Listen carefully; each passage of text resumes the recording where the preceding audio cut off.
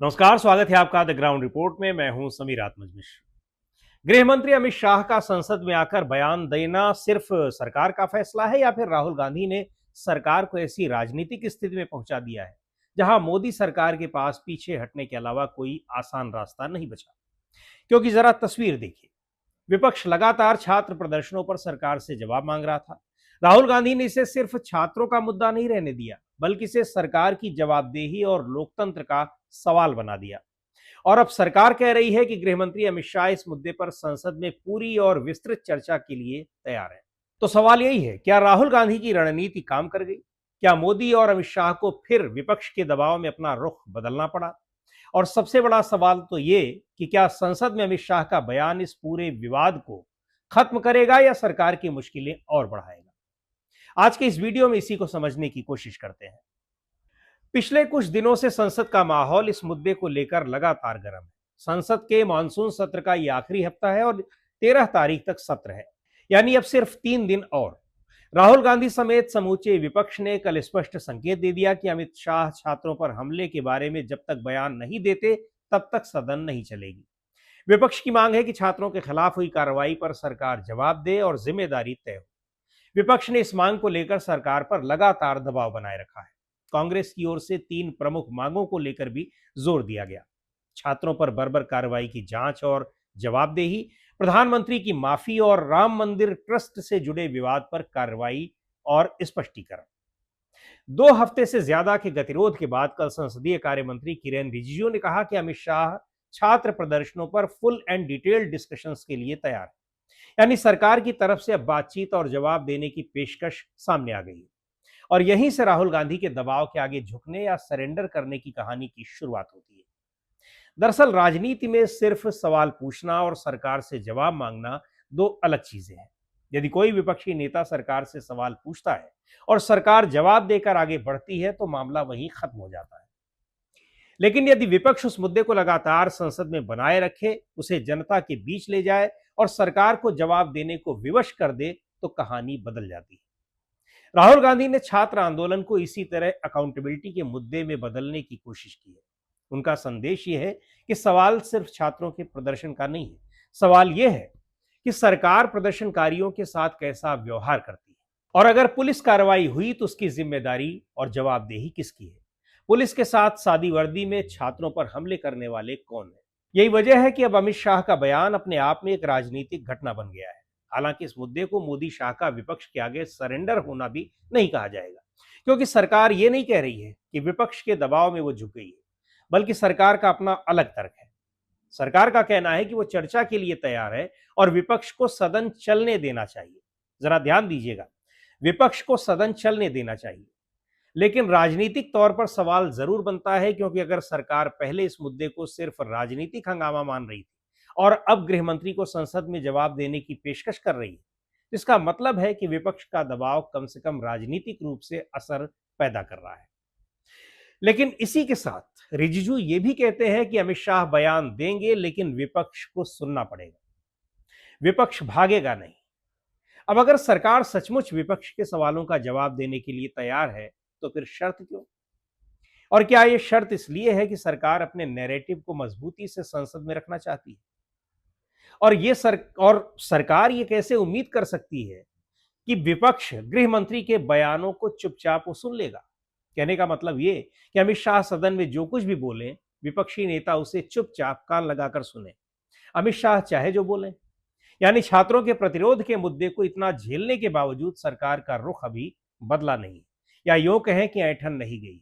कहावत है ना कि रस्सी जल गई लेकिन ऐंठन नहीं गई। बहरहाल अमित शाह का बयान देने की पेशकश एक बात है, लेकिन विपक्ष जिस तरह की जवाबदेही की मांग कर रहा है उसे स्वीकार करना दूसरी बात है। यही कारण है कि अमित शाह की बहस की पेशकश के बावजूद संसद का गतिरोध खत्म नहीं हुआ है। विपक्ष प्रधानमंत्री नरेंद्र मोदी के जवाब की मांग पर भी कायम है। राहुल गांधी ने स्पष्ट कर दिया है कि हमारी मांग ये नहीं कि अमित शाह संसद में आए, बल्कि यह है कि संसद में आकर छात्रों पर बर्बरतापूर्ण कार्रवाई पर सदन में बयान दें। उन्हें सदन में हमारे सवालों का जवाब देना होगा। लाठीचार्ज का आदेश किसने दिया? राहुल गांधी कहते हैं कि अब अमित शाह अचानक कह रहे हैं कि वो बोलने के लिए तैयार है। हमें उनकी मनगढ़ंत बातों में कोई दिलचस्पी नहीं है। हम ये जानना चाहते हैं कि क्या उन्होंने बच्चों पर गोली चलाने की अनुमति दी थी या नहीं। उन्हें पहले ये स्पष्ट रूप से बताना होगा, उसके बाद कोई चर्चा होगी। यानी सरकार कह रही है हम जवाब देंगे, विपक्ष कह रहा है हम सवाल पूछेंगे। सिर्फ जवाब नहीं, जवाबदेही चाहिए। और दोनों के बीच यही सबसे बड़ा फर्क है। यह पूरा मामला एक बार फिर कुछ इस तरह दिख रहा है जहां विपक्ष के नेता के तौर पर राहुल गांधी की जीत दिख रही है और सरकार की हार। हालांकि यह कहना कि राहुल गांधी जीत गए कुछ ज्यादा होगा, लेकिन उनकी रणनीति का एक हिस्सा सफल जरूर दिखाई देता है। क्योंकि जिस मुद्दे को सरकार शायद सीमित दायरे में रखना चाहती थी, वो अब संसद के केंद्र में आ गया है और अब देश की निगाह अमित शाह के बयान पर टिकी हुई है।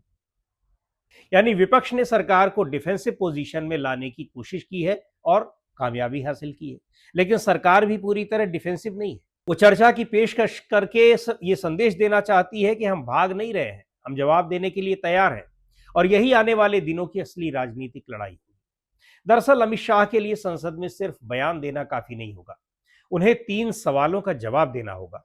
पहला, छात्रों के खिलाफ कार्रवाई क्यों हुई?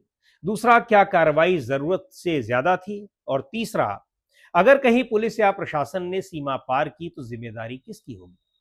क्योंकि अगर बयान सिर्फ विपक्ष पर राजनीतिक हमला बनकर रह गया तो विपक्ष कहेगा हमने सवाल पूछा था, जवाब नहीं मिला। लेकिन अगर अमित शाह कार्रवाई की पूरी क्रोनोलॉजी, प्रशासनिक फैसलों और जिम्मेदारी को स्पष्ट करते हैं तो सरकार अपनी स्थिति मजबूत कर सकती है। इसलिए पूरा मामला अमित शाह के बयान की भाषा और उसमें दिए जाने वाले जवाबों और तथ्यों पर टिका है। विपक्ष चाहता है कि इस मुद्दे पर सिर्फ गृह मंत्री नहीं, प्रधानमंत्री भी जवाब दें। सरकार के लिए मुश्किल यह है कि अमित शाह को आगे करके वो शायद तत्काल संसद का गतिरोध दूर करना चाहती है, कम करना चाहती है, लेकिन विपक्ष पूछ रहा है कि आप प्रधानमंत्री क्यों नहीं बोल रहे हैं और प्रधानमंत्री भी सदन में क्यों नहीं आ रहे हैं, जैसे गृह मंत्री अभी तक नहीं आ रहे थे। यानी अमित शाह का संसद में आना एक तरफ सरकार को सक्रिय दिखाता है, लेकिन दूसरी तरफ विपक्ष को एक नया सवाल भी देता है। अगर मामला इतना महत्वपूर्ण है तो मोदी क्यों नहीं बोलते? यानी राजनीतिक परिदृश्य में मुद्दों की बागडोर एक बार फिर राहुल गांधी के हाथ में जा सकती है। अब यदि अमित शाह का बयान विपक्ष की मांगों को शांत कर देता है तो सरकार कह सकती है कि उसने जवाब दे दिया और अब संसद चलनी चाहिए। लेकिन अगर बयान के बाद विपक्ष फिर कहता है कि नहीं, असली सवाल का जवाब नहीं मिला, तो राहुल गांधी और विपक्ष को यह कहने का मौका मिलेगा कि सरकार सिर्फ टाइम पास कर रही है। और तब आज का यह घटनाक्रम मोदी शाह के लिए राजनीतिक रूप से और असहज हो सकता है। इसका मतलब कहानी सिर्फ इतनी नहीं है कि अमित शाह संसद में बयान देने वाले हैं। तो क्या राहुल गांधी ने मोदी शाह सरकार को उस जगह ला खड़ा किया है जहां उसे अपने सबसे बड़े राजनीतिक हथियार अमित शाह को संसद में जवाब देने के लिए उतारना पड़ा? या फिर सरकार ने बहुत सोच समझकर यह फैसला लिया है कि अमित शाह खुद विपक्ष के सवालों का जवाब देकर पूरे मुद्दे की राजनीतिक हवा निकाल दें? अभी फैसला नहीं हुआ है, लेकिन इतना जरूर है कि 2 हफ्ते से ज्यादा चले गतिरोध के बाद सरकार अब बातचीत की मेज पर आई है और अब असली परीक्षा अमित शाह की है। क्या वे सिर्फ विपक्ष को जवाब देंगे या उन सवालों के भी जवाब देंगे जिनके लिए छात्र और विपक्ष इतने दिनों से संसद में आवाज उठा रहे हैं? क्योंकि राहुल गांधी के लिए भी अब असली परीक्षा यही है। सवाल उठाना आसान है, सरकार से जवाब निकलवाना मुश्किल। अब देखना है संसद में बाजी किसके हाथ लगती है। आज के वीडियो में इतना ही। अगले वीडियो में फिर मिलेंगे एक नए विषय के साथ, एक नए मुद्दे के साथ। द ग्राउंड रिपोर्ट के यूट्यूब चैनल को आपने अब तक सब्सक्राइब न किया हो तो जरूर कर लें। हमारे वीडियोस को लाइक करें, शेयर करें और अपने सुझाव भी हमें जरूर भेजें।